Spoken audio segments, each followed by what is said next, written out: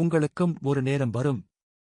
நம்மிடம் எதுவுமே இல்லை, நம்மால் எதுவுமே செய்ய முடியாது என நினைக்கும்போது நமக்கு வரும் சின்ன சின்ன வாய்ப்புகளை பயன்படுத்துவது நல்லது. தம் தனித்திறமையை பயன்படுத்தி கண்டிப்பாக சாதிக்க முடியும். உதாரணத்திற்கு, முதலில் குதிரையை பார்த்து கொள்ளும் வேலையை ஏற்று படிப்படியாக உயர்ந்து கவிதை கட்டுரை என எழுதி உலகமே போற்றும் அளவுக்கு உயர்ந்த ஷேக்ஸ்பியரை கூறலாம். பல பேர் எல்லோரும் நன்றாக இருக்க வேண்டும் என நினைப்பார்கள். ஆனால் தப்பே செய்யவில்லை என்றாலும் வீண்பழி அவர்கள் மீது சுமத்தப்படும். நாம் நம்பியவர்களே நம்மை விமர்சனம் செய்வார்கள். இதை எல்லாம் கடந்துதான் வரவேண்டும். உன் எண்ணம், உன் சிந்தனை, உன் நேரம் பற்றி உனக்குத்தான் முதலில் தெரியும். அப்படி இருக்க வாய் புளித்ததோ மாங்காய் புளித்ததோ என அவர்கள் கூறும் அவதூறை நினைத்து ஒருபோதும் கலங்கக்கூடாது. உங்கள் அருமை தெரியாத நபர்களுக்கு முக்கியத்துவம் கொடுக்காதீர்கள்.